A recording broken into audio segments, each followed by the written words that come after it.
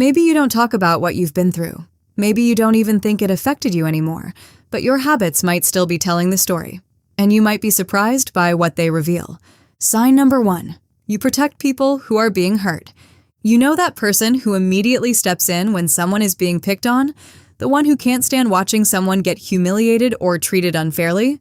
Sometimes people who have experienced a lot become especially sensitive to other people's pain. They know what it's like to feel powerless, unseen, or unable to defend yourself. Your pain may have taught you something simple. No one should have to go through this alone. Here's the next sign you might not expect. You rarely ask for help. You might struggle to ask for help even when you're clearly overwhelmed. And when someone offers, your first instinct may be to say no. For some people, this kind of hyper-independence develops when relying on others has repeatedly led to disappointment, rejection, or feeling like a burden. Eventually, doing everything yourself starts to feel safer than needing someone and being let down. You didn't necessarily stop needing people. You just learned not to depend on them. Sign number 3. You stay surprisingly calm. During a crisis, everyone around you is panicking, but somehow you're completely calm. You know what needs to be done. You make the phone call, you solve the problem. For some people, staying calm during chaos becomes a learned coping response. When you've experienced enough stressful situations, your nervous system may become accustomed to switching into handle it mode instead of immediately expressing the emotion. The feelings may come later, or sometimes much later. Being calm in a crisis doesn't always mean you're unaffected. Sometimes it means you've learned how to function while overwhelmed. This next sign can be harder to notice. You avoid getting too personal. You might be perfectly comfortable talking about work, hobbies, movies, or random everyday things, but when someone asks about your family, childhood, or what you're really feeling, you suddenly want to change the subject. Sometimes, personal questions can open doors to memories or emotions that a person has spent years keeping closed.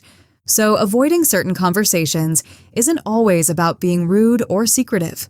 Sometimes it's a way of protecting yourself from going somewhere emotionally uncomfortable. The next sign is much quieter. You find happiness in tiny things. Maybe you're genuinely excited about a good cup of coffee, a quiet morning, sunlight coming through the window, or a simple message from someone you care about. To other people, these things might seem ordinary, but when you've experienced periods where life felt overwhelming, ordinary moments can start feeling incredibly valuable. You become more aware of safety, peace, comfort, and connection because you know what it feels like when those things are missing. But this next sign can be harder to notice. You don't know how to receive compliments. Someone tells you, "You look amazing," and you immediately respond, "Really? I don't think so." You might even feel uncomfortable when someone says something genuinely positive about you. When someone grows up with constant criticism, comparison, or emotional invalidation, positive feedback can clash with the negative image they've developed of themselves. So the compliment isn't necessarily rejected because you don't appreciate it. Sometimes it's rejected because a part of you simply doesn't believe it yet, and this next habit can become automatic.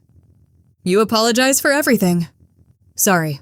Sorry for being late. Sorry for asking. You may even apologize when you've done absolutely nothing wrong. For some people, constantly apologizing develops when they've learned that their needs, emotions, or presence can create conflict. Saying sorry becomes a way of making yourself smaller before anyone has the chance to make you feel like a burden. And this next sign is interesting. You're either all in or completely distant. When you like someone, you can become deeply invested. You care intensely, give a lot, and let them see parts of you that you don't show everyone. But if something changes and you stop feeling safe, you can suddenly pull away completely.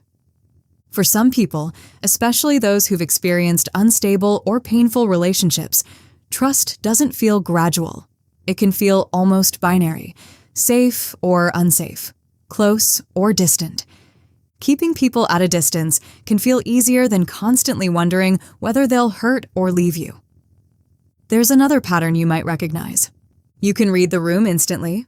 You notice when someone's tone changes. You can tell when two people are uncomfortable. You sense tension before anyone says anything. And sometimes you know something is wrong simply by the way someone walks into a room. This kind of hyper-awareness can develop when paying attention to other people's moods becomes important for feeling safe. You learn to notice tiny changes in voice, body language, facial expressions, or behavior. What looks like incredible intuition can sometimes be a habit of constantly scanning for emotional danger. And the last one may surprise you. Your birthday feels complicated. You might treat your birthday like any other day.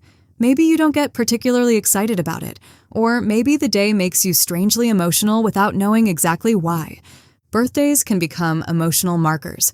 They can remind people of relationships that ended, people who weren't there, experiences they wish had been different, or how much their life has changed. Sometimes a birthday doesn't just remind you that you're getting older.